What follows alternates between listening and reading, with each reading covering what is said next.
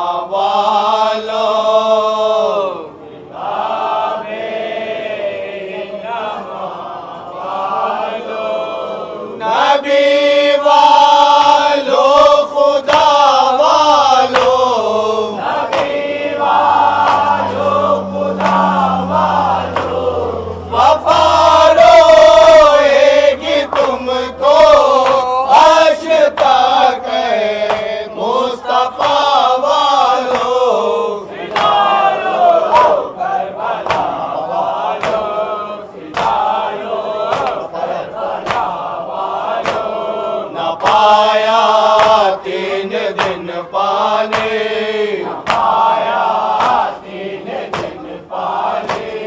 آتش میں دی وہ قربانی،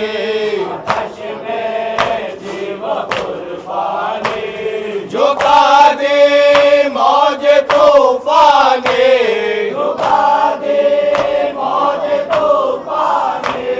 سفینے کا سہارا لے کے تم نے ناخدا والوں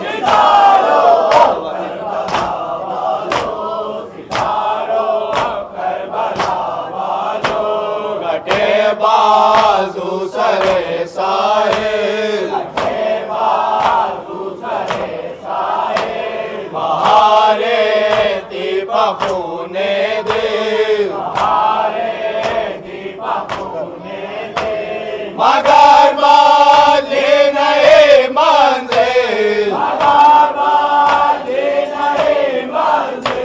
وفا کے انتہا تم نے بتا دی اے وفا والو،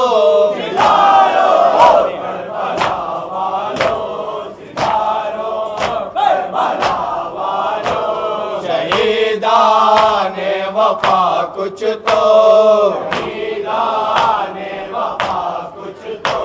جواب شاہ والا دو، بس آپ کو سو چکے جاگو، سفینہ تم کو دیتا ہے صدا ہے ناخدا والو،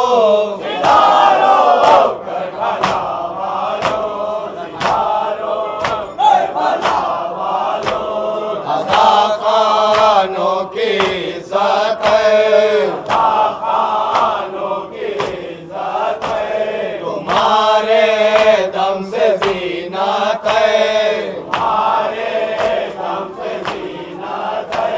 مگر وقت رخصت ہے، تمہیں اللہ کو سونپا نبی والو خدا والو،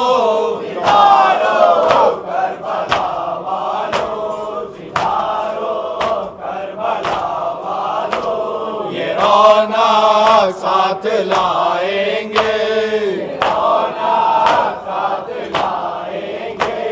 عزا خانے بسائیں گے، کرو وعدہ پھر آئیں گے، بھلا دینا نہ اپنے دل سے ہم کو مصطفیٰ والوں،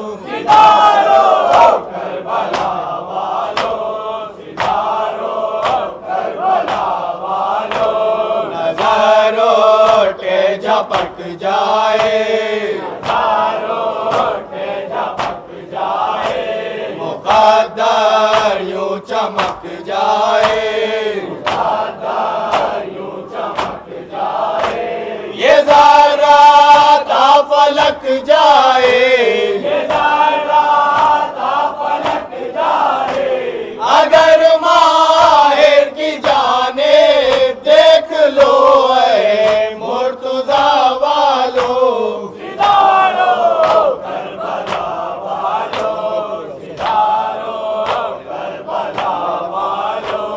حسن حسین حسن حسین،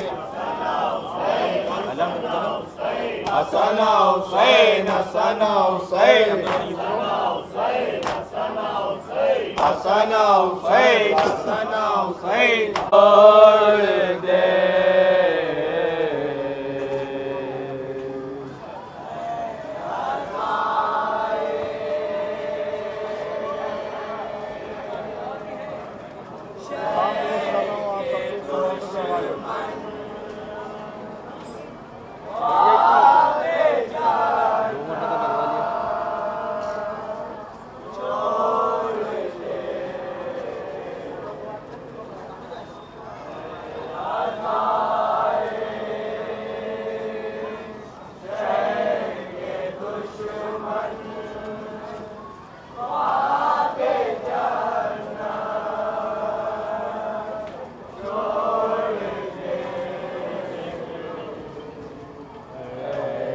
عزائے شہ کے دشمن خواب جنت چھوڑ دے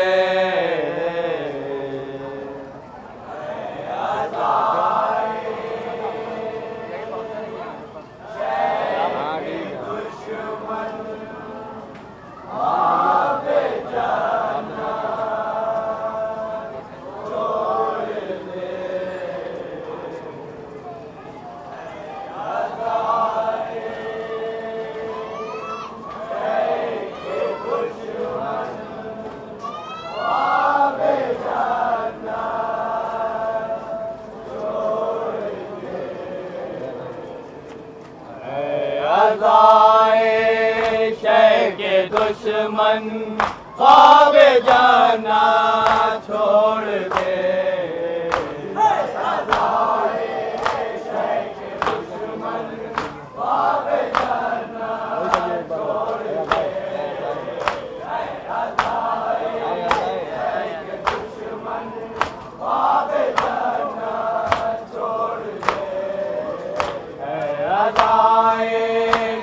کے دشمن خواب جانا چھوڑ دے کے دشمن خواب جانا چھوڑ دے کے دشمن خواب جانا چھوڑ دے شام کے خیمے میں رہ کر دل کی حسرت چھوڑ دے دشمن خواب جانا چھوڑ دے کے دشمن خواب جانا چھوڑ دے آخرت کے واسطے دنیا کی دولت چھوڑ دے آخرت کے واسطے دنیا کی دولت چھوڑ دے آخرت کے واسطے دنیا کی دولت چھوڑ دے آخرت کے واسطے دنیا کی دولت چھوڑ دے جس نے گانا ہو سراسر وہ تجارت چھوڑ دے دشمن خواب جانا چھوڑ دے دشمن خواب جانا چھوڑ دے آخرت کے واسطے دنیا کی دولت چھوڑ دے آخرت کے واسطے دنیا کی دولت چھوڑ دے جس نے گاٹا ہو سراسر وہ تجارت چھوڑ دے دشمن خواب جانا چھوڑ دے سنے آپ دشمن خواب جانا چھوڑ دے جو فقط قرآن اٹھا لے اور اقرا چھوڑ دے جو فقط قرآن اٹھا لے اور اقرا چھوڑ دے جو فقط قرآن اٹھا لے اور اقرا چھوڑ دے جو فقط قرآن اٹھا لے اور اقرا چھوڑ دے گھر کی دیوار کرے تعمیر اور چھت چھوڑ دے دشمن خواب جانا چھوڑ دے دشمن خواب جانا چھوڑ دے جو فقط قرآن اٹھا لے اور اقرا چھوڑ دے جو فقط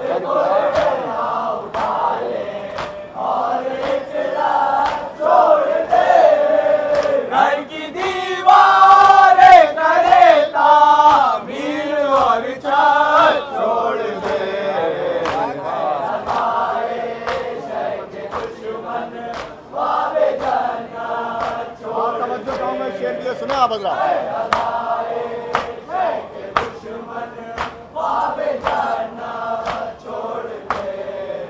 حسن اکبر دیکھ کر دے کہ جو غازی کا جلا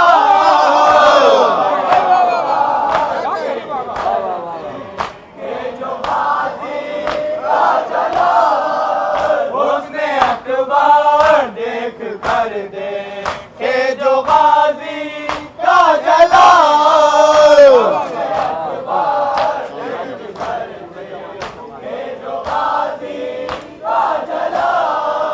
چاند اپنی چاندنی سورج تمازا چھوڑ دے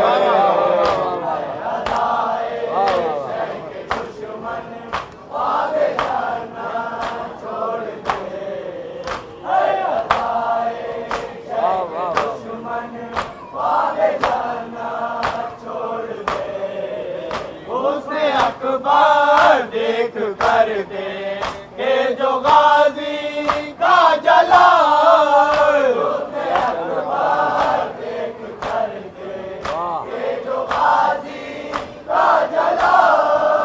چاند اپنی چاندنی سورج تمالا چھوڑ دے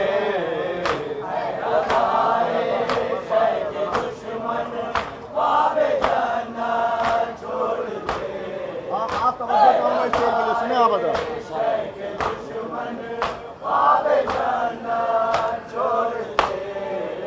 دیتے ہیں اکبر رضا سر ور پڑھاتے ہیں نماز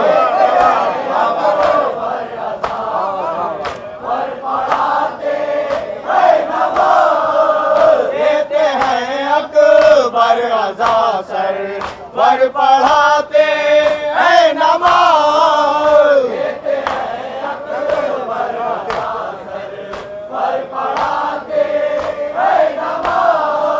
دیتے ہیں اکبر رضا سر ور پڑھاتے ہیں نماز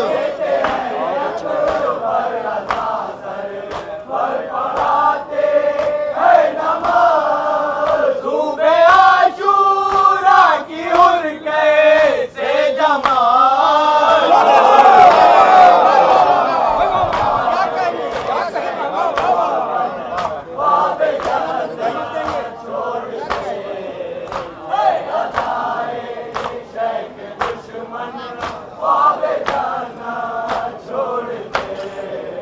دیتے ہیں اکبر رضا سر ور پڑھاتے ہیں نماز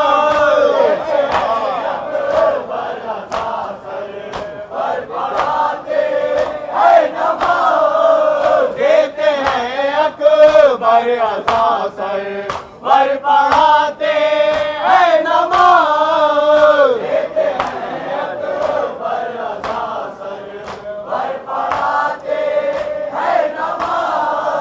صوبے عاشورہ کی ہر کیسے جماعت چھوڑ دے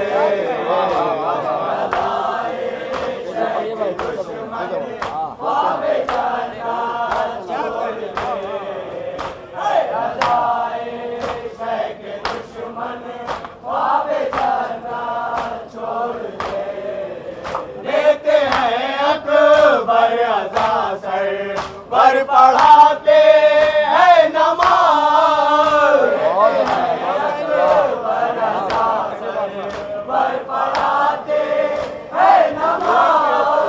صوبے عاشورہ کی ہر کیسے جماعت چھوڑ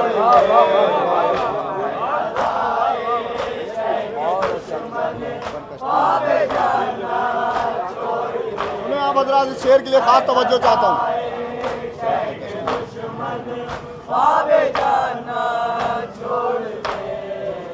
بیٹھ کر کشتی میں بھی وہ ڈوب جائے گا ضرور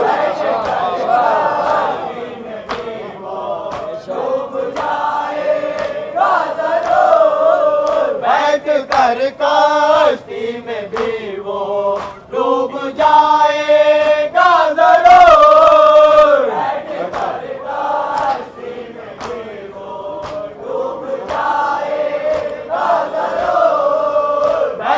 کر کشتی میں بھی وہ ڈوب جائے گا ضرور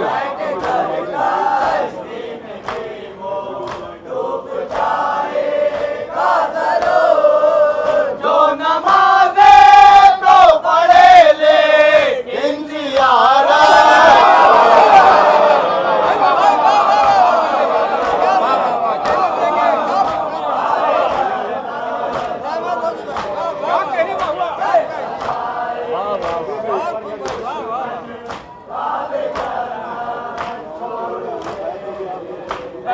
کر کشتی میں بھی وہ ڈوب جائے گا ضرور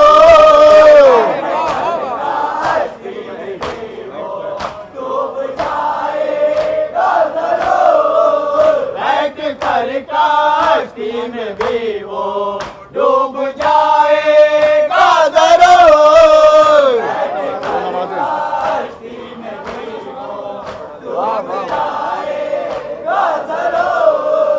جو نمازیں تو پڑھے لیکن عادت چھوڑ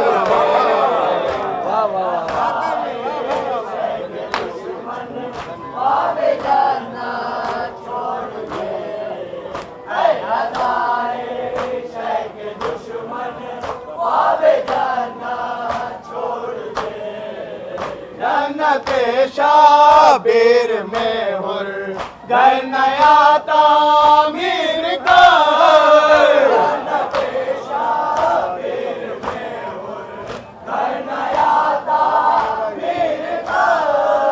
جنت شابیر میں ہر گھر نیا تعمیر کر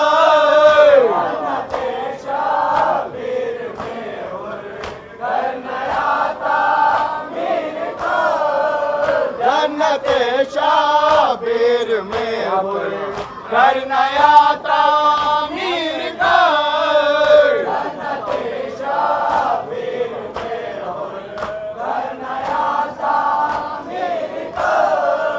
جو شکستہ ہو گئی ہے وہ عمارت چھوڑ دے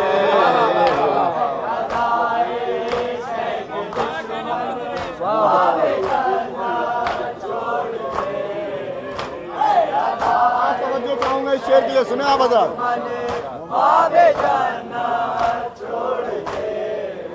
قوم کے پتلے ہیں شامی سب پگھل جائے ابے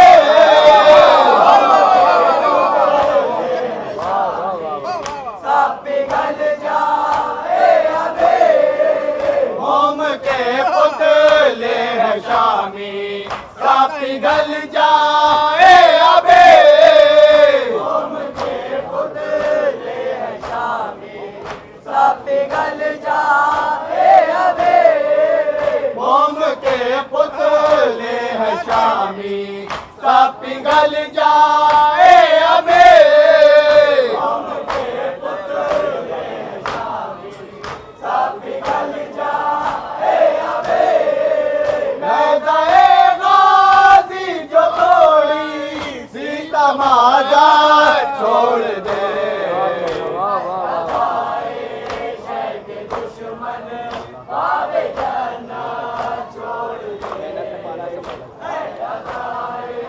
جانتا ہے. سنیں آپ حضرات. ہر فرشتہ جانتا ہے ظاہر سے کا مقام ہر فرشتہ جانتا ہے ظاہر سے کا مقام ہر فرشتہ جانتا ہے ظاہر سے کا مقام ہر فرشتہ جانتا ہے ظاہر سے کا مقام ہر فرشتہ جانتا ہے ظاہر سے کا مقام ہر فرشتہ جانتا ہے ظاہر سے کا مقام کربلا کے ظاہروں کی کیسے خدمت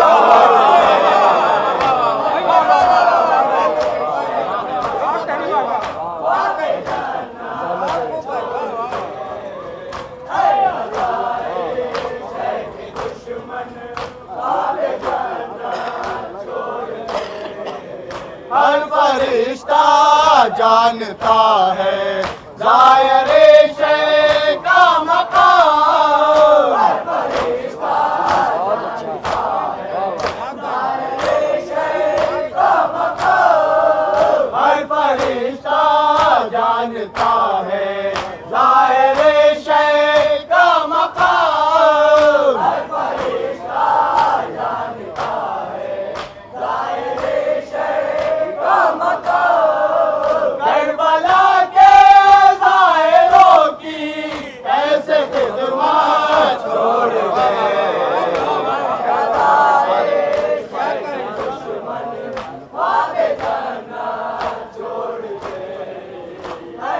ہر ایک فرشتے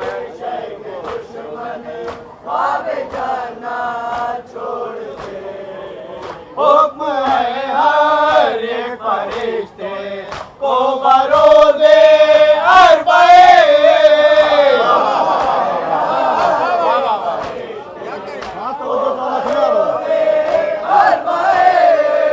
حکم ہے ہر ایک فرشتے کو بروزے اربعین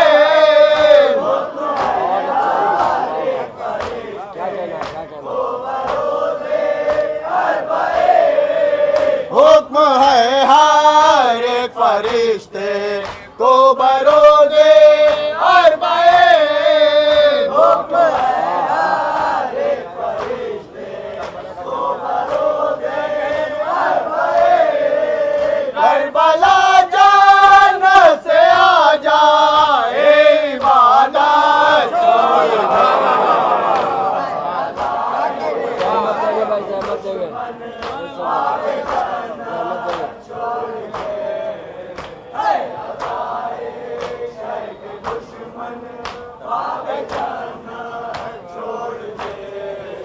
حکم ہے ہر ایک فرشتے کو بروزے اربعین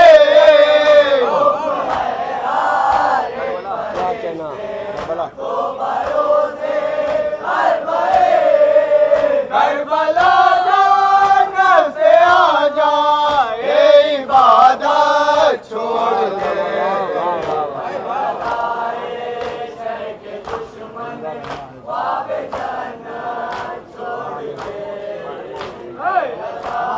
مکہ سماعت فرمائے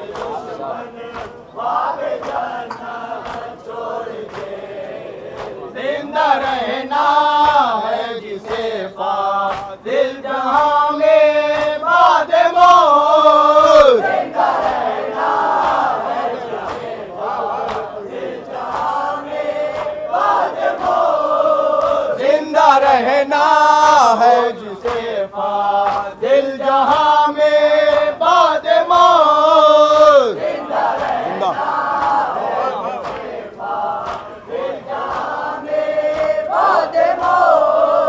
زندہ رہنا ہے وہ جسے دل جہاں میں بعد موت زندہ رہنا وہ جسے دل جہاں میں بعد موت کربلا کے آئینے میں اپنی صورت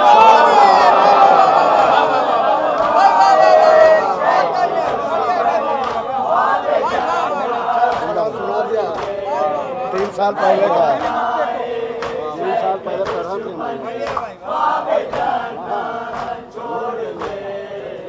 زندہ رہنا ہو جسے دل جہاں میں بعد موت زندہ رہنا ہو جسے دل جہاں میں بعد موت زندہ رہنا ہو جسے دل جہاں میں بعد موت زندہ رہنا ہو جسے دل جہاں میں بعد موت کربلا کے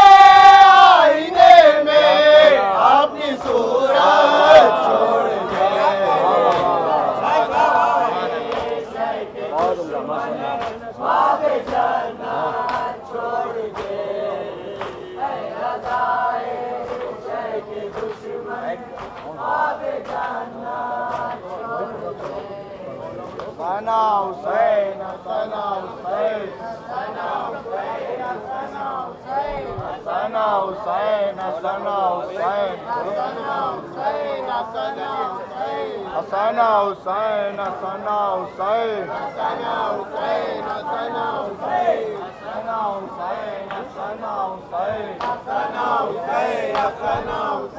حسن حسین حسن حسین مولا مدد کو آؤ اے مومنوں کے لا پر مولا مدد کو آؤ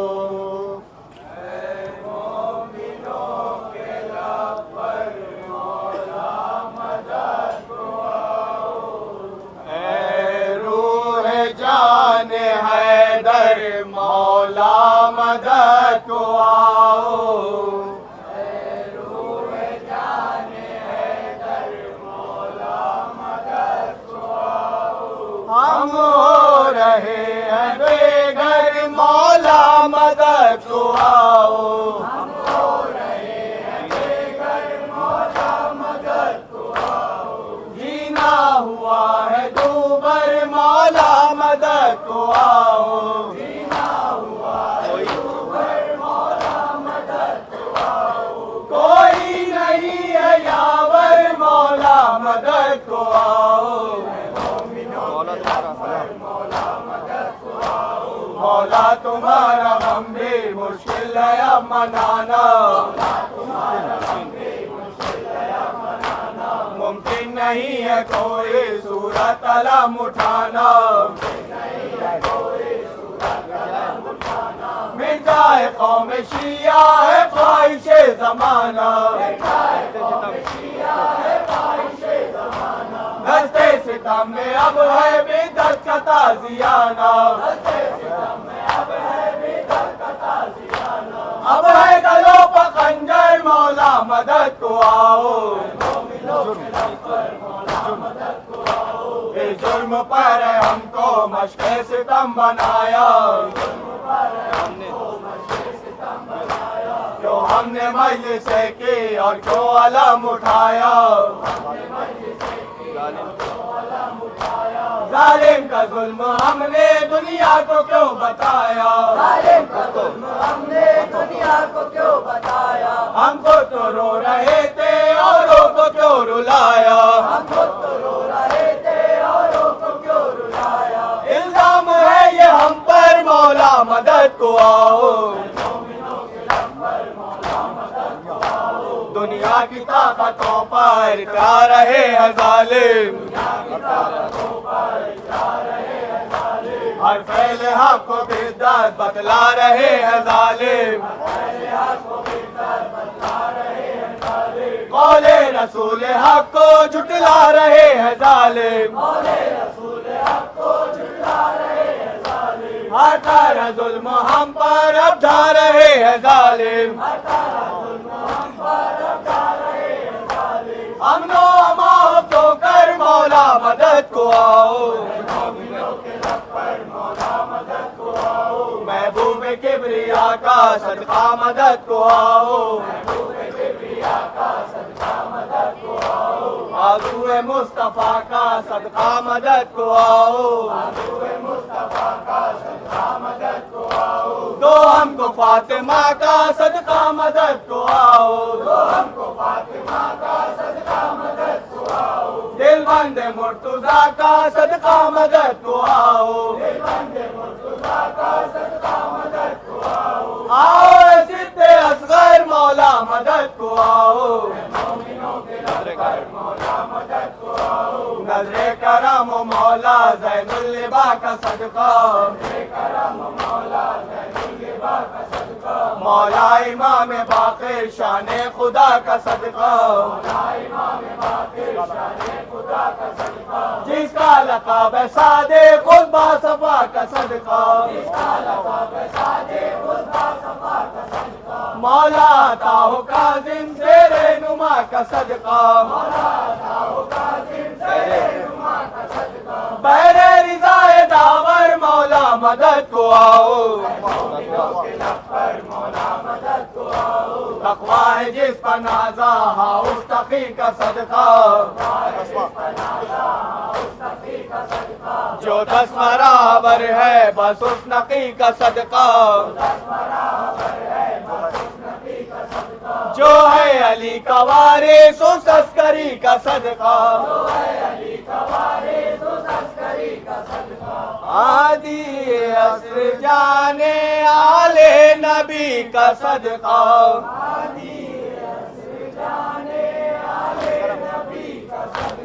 نظر کرم ہم پر مولا مدد کو آؤ حاصل کے دل کی مولا بس اب یہی صدا ہے اس بے بسی میں جینا دشوار ہو گیا ہے تقدیر کا سفینہ گرداب میں پھنسا ہے مولا سوا تمہارے اب کس کا آسرا ہے بدلو میرا مقدر مولا مدد کو آؤ ثنا حسین ثنا حسین ثنا حسین ثنا حسین ثنا حسین ثنا حسین ثنا حسین ثنا حسین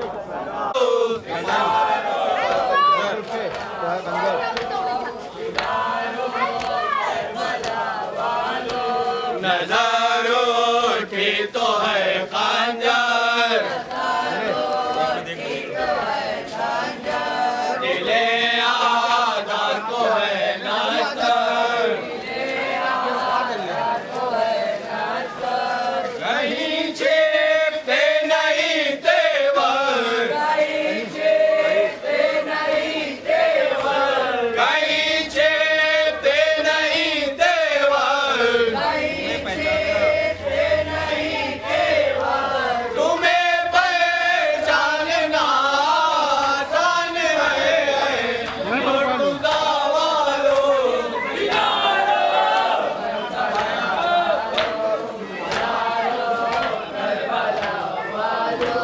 نہ پایا 3 دن پانے آتش میں دی وہ قربانی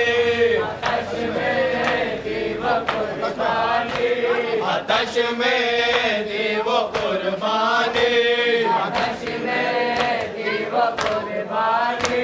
جھکا دی موج طوفانے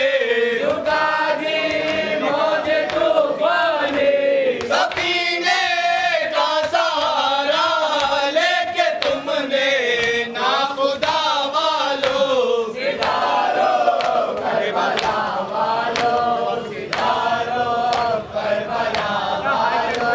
لٹے بازو سرے ساحل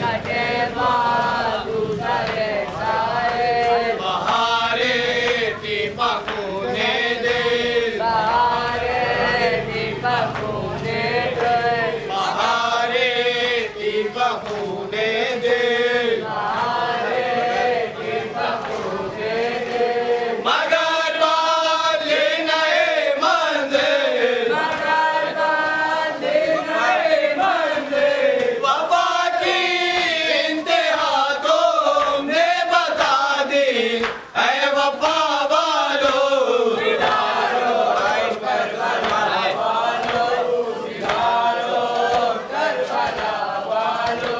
برائے نصرت سرور سینا پر تم نے اے اکبر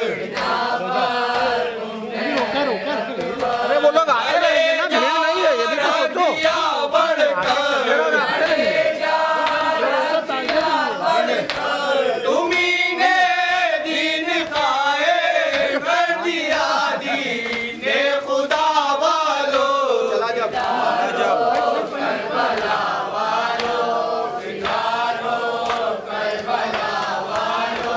چلا جا تیر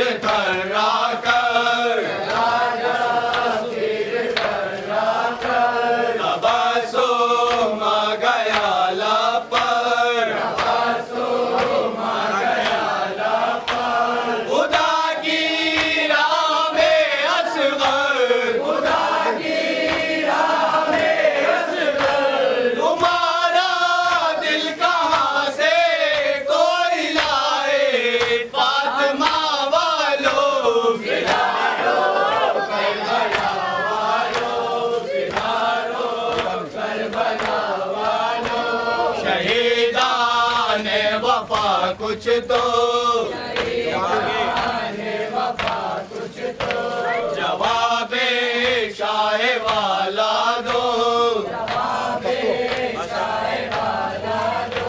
بس آپ تو سو چکے جاگو سفینہ تم کو دیتا ہے صدائے ناخدا والو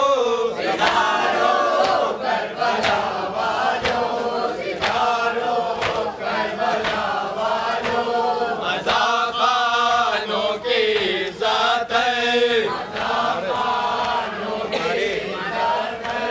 تمہارے دم سے زینت ہے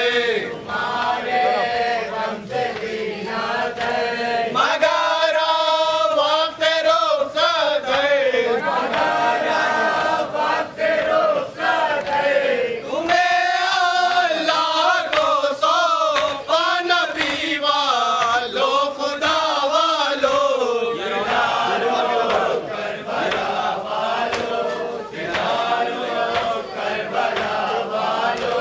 یہ رونا ساتھ لائیں گے یہ رونا ساتھ لائیں گے یہ رونا ساتھ لائیں گے یہ رونا ساتھ لائیں گے مذاقانے بسائیں گے مذاقانے بسائیں گے مذاقانے بسائیں گے کرو وعدہ پھر آئیں گے کرو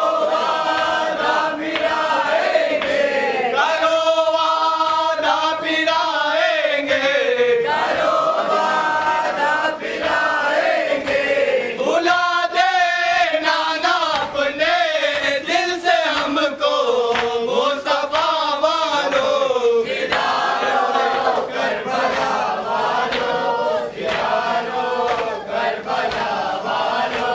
جو آنکھوں سے ٹپکتے ہیں جو آنکھوں سے ٹپکتے ہیں جو تربات میں چمکتے ہیں جو تربات میں چمکتے ہیں جو غیروں کو کھٹکتے ہیں جو غیروں کو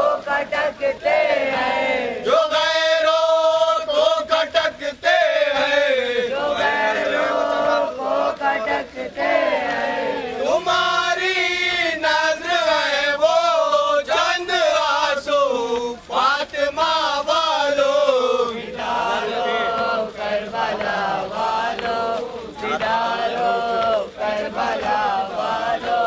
نظاروں ٹے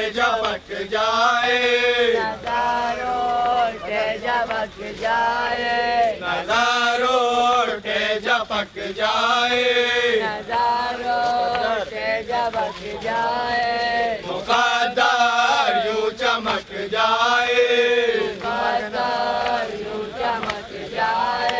مقدر یوں چمک جائے یہ ذرا تھا فلک جائے یہ ذرا تھا فلک جائے اگر ماہر کی جانب دیکھ لو اے مرتضیٰ والو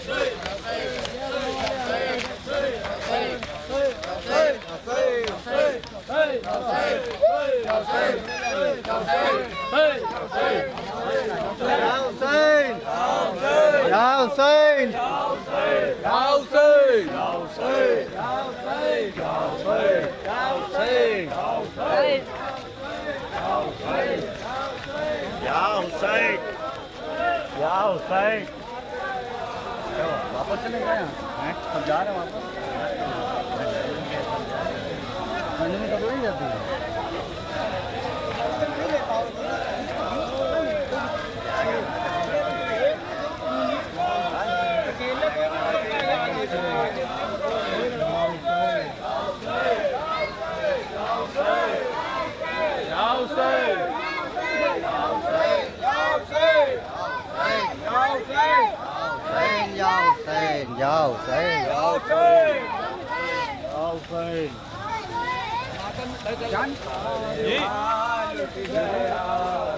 ان کو پکڑنا ہے کیا گھر جاؤ کیا چلو شبیریا کے لوگ آگے چلو بھیا جاؤ شبیریا آ گئی چلو چلیے آگے تم لوگ شبیریا آ گئی